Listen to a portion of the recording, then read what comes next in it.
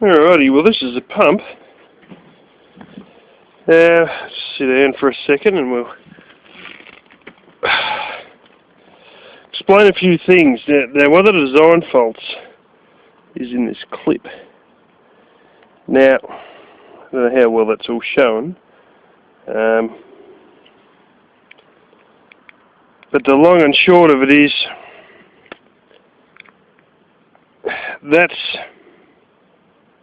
you would think, that's like your pivot point, this little piece here.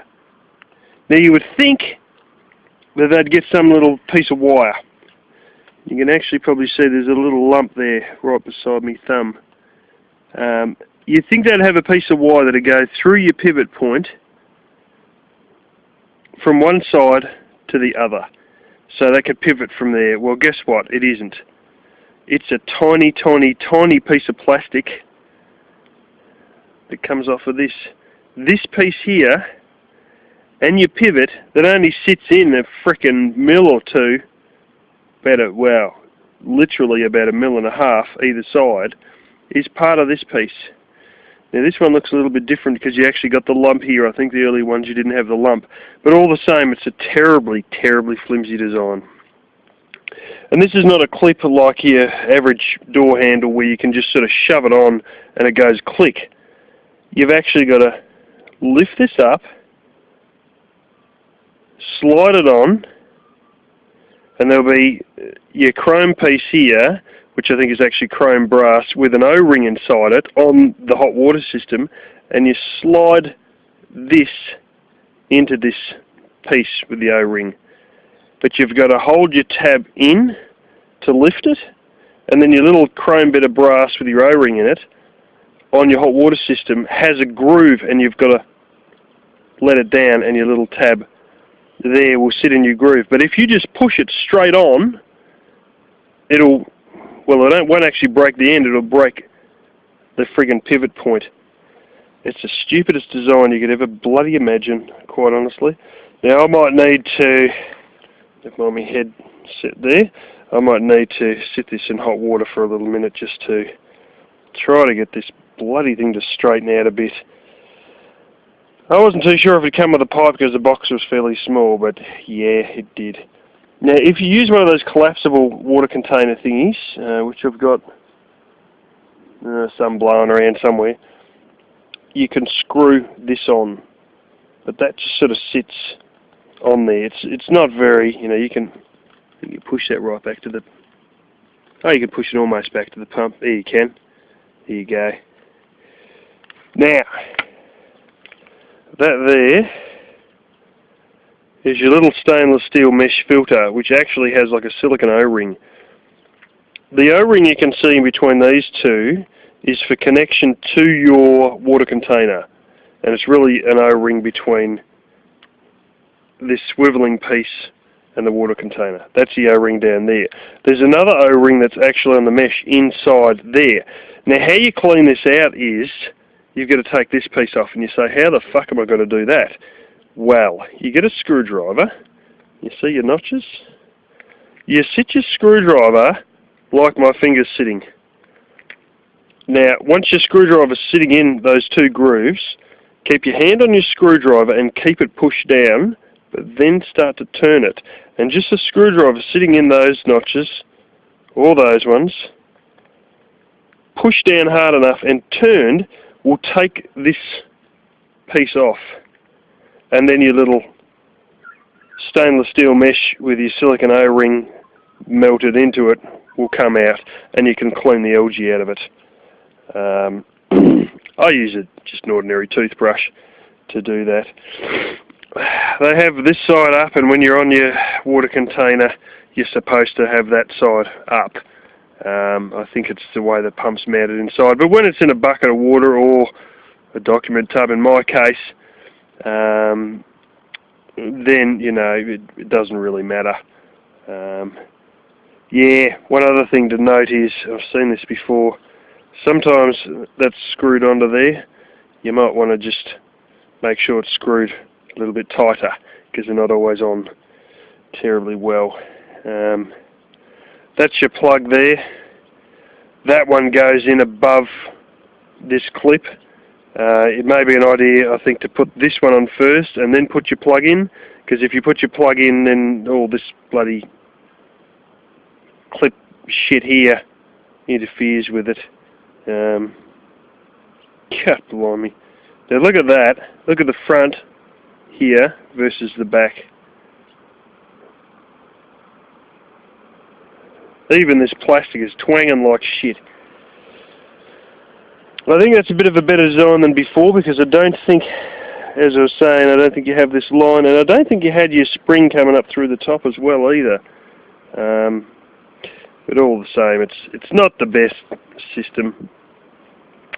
It works, but you've got to keep your eyes peeled and don't try and rush it. It's my one piece of advice if you're dealing with any of these things. Don't just try and slap it together, click, click, click, because you'll forget. You'll just push this straight on, and sometimes it's fairly firm to push this in and you'll break the clip. You've really got to be slow and think about what you're doing, and don't ever try and force things, because this frickin' pump alone in Australian dollars is $60. Now that's probably like 48 US dollars. I bought this 5 years ago for 48 US dollars. Honest to God, it should be about 10 bucks, really, if that, 8 bucks US. Or something, you know. It's crap, you know, but everything is high priced. And now you've probably got real issues even getting these. I had a special order this in and wait for a week and a half or something like that. And, you know, that was when it was a currently usable model, not a superseded model as it is now. You know, that was when it was the current day one. Not frickin', well, that's 2 models ago as it is now. But anyway, that's the hot water pump. I could have done an unboxing video, but who gives a shit, you know. I got out of the box and then showed you. But at least you get a good idea of what it's like. And realistically, when you buy these in the packet, and the way they're supposed to be stored too, I think they... like your hot water system sort of is like a giant rectangle, and I think they wrap it right around, because you'll notice one backside you've got these 2 big stainless steel prongs like that, and they're actually designed to hold the pump, and they're up the back somewhere, I think on the opposite side, so you sort of have your pipe wrapped around it, and then as it comes to the opposite side you'll see the little spring-loaded clips that are supposed to hold onto that pump when it's in transit. Anyway, I've got to siphon out this container and yeah, probably sit this in hot water and try and straighten it out for a while without getting the end of the plug too wet. One thing I will advise, I've done this with 12 volt pumps that are like this. I tested them once or twice pumping water after I bought them new, and several months later I went to actually use them, so I put them back in water. They hadn't been sitting in water the whole time, they only spent 30 seconds in water, and then I let them dry out. I went to put them back in water and they'd bloody seized up. They were fucked. I have never used this one, so fair chance is that it's still all perfectly lubricated as it was as a new factory built item sitting on a warehouse shelf, and we should be right. But yeah, this pump dies, that may be the end of it. I've actually got one of those, what's his names, mains pressure regulators. They are shit. They are just literally one small little regulator thing inside a giant plastic box that's about this big, with the most god-awful plumbing connections you've ever come across.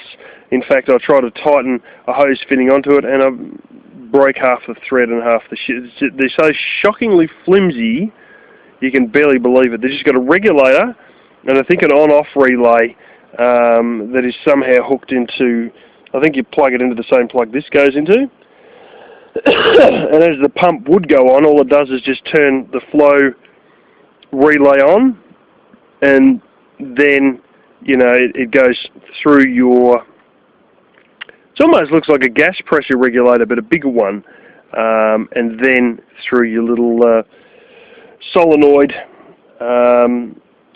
flow tap and your solenoid actuated, well, tap, faucet, whatever you want to call it. And, you know, it's in a giant box to make it look like it's a lot bigger than it is once you've cracked that box open. But the fact is that just the way the frickin', it literally is tacky-ass plastic pipe that you're supposed to thread onto, and as soon as you go to tighten it at all, it'll just break everything. You know, I got this fitting and I had to use 3 fucking O-rings for it to seal, and then last minute I decided to tighten it by hand, not by spanner, by hand again, just before I plugged it on, and it broke the fucking thing. As I said, some of this Coleman stuff, it's just fucking Chinese shit. There's no nice way of putting it. It's just fucking rubbish, some of it. But, you know, I've gone 7 years living with, you know, 9 months of the year with this as my shower, so she can't be completely bad, but it definitely could be better.